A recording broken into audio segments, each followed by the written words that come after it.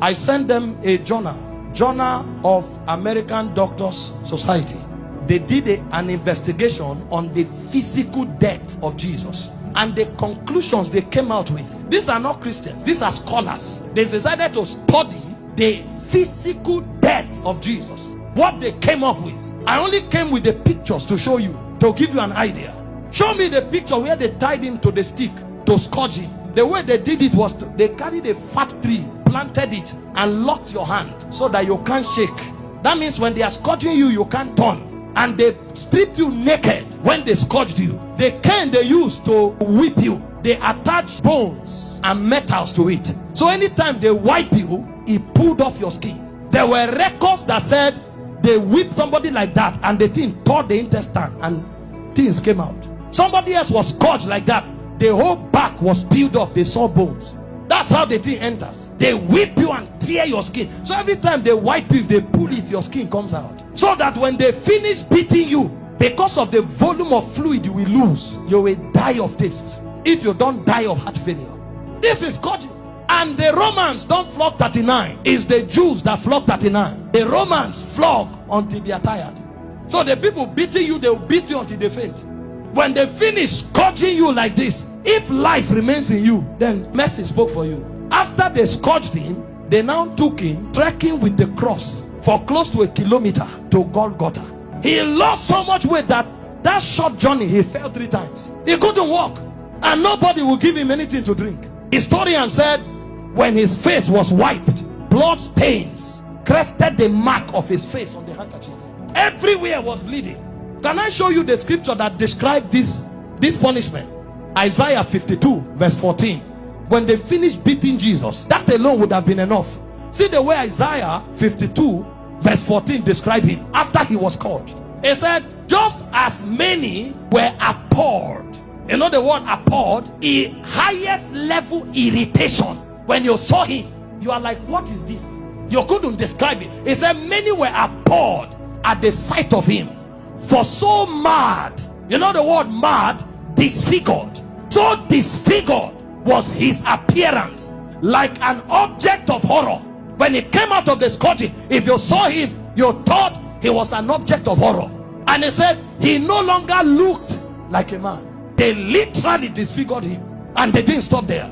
They now gave him the cross, carried it, and went to Golgotha. Then they began crucifixion. In crucifixion, they nail you at your wrist, because the idea was for you to hang there until you suffocate.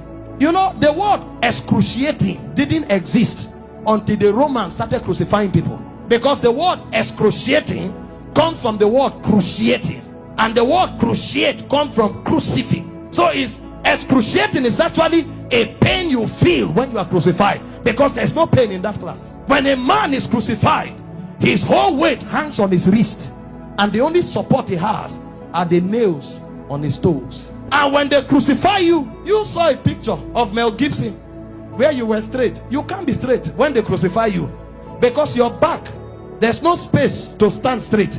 You have to turn sideways to hang, because this is how you hang. Your weight actually hangs on your wrist. If you are tired and you want to gain small balance, you now push it on your toe that is on the nail.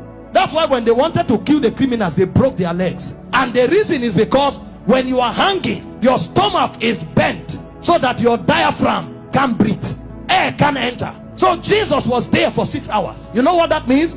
For 6 hours, every time he breathed, he had to pull himself up. So he pulled himself on a nail up to breathe for 6 hours. He will pull up, breathe, go back, pull up for 6 hours. Remember, his back is already torn. So as he's pulling up, he's feeling pains on the wrist, his back is scrubbing on the cross, and his leg is feeling pain. To breathe and go back, every breath was death for you for 6 hours. And they were mocking him at the same time. So there was soulish torture, there was physical torture. As if that's not enough, he carried sin on him. So God was not connected to him at the time. God had to turn away. So there was spiritual torture, soulish torture, bodily torture. So much so that he cried, Eloi, Eloi, lama sabachthani, my God, why hast thou forsaken me? It's like a disconnection between your spirit and your soul. So the man was no longer alive. He died in the spirit before he died in the natural. The level of pain. We don't know what was done for us in 6 hours. And guess what? His mother was there. Can you stand naked before your mother? This is the man that the mother saw do wonders. How come? Imagine when he looked at their faces. See what you'll be interpreting. Some are saying, why? How come? Why can't you do anything today? Then the Jewish people were mocking. Physician, heal yourself. Fake prophet. I thought you said you had miracles.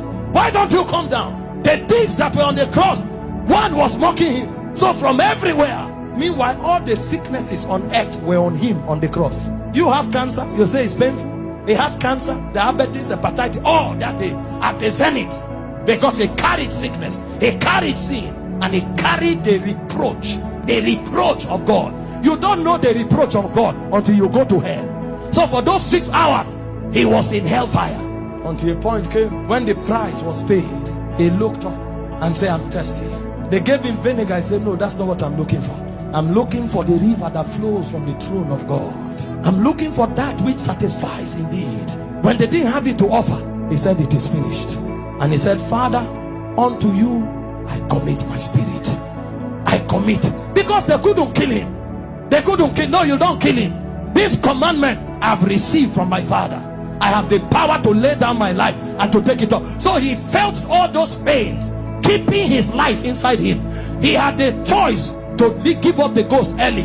But if he gave up the ghost before the scourging, the sacrifice won't be complete. That's where it is more painful. He had the power to say, no, now I depart. But he kept his life and suffered the pain. From the scourging, to the shame, to the reproach, to the embarrassment, to the flogging, to the crucifixion, until he checked and saw that the sacrifice was complete. Because he had the choice of letting you go to hell, or of keeping you while he stays in hell. He chose to stay in hell.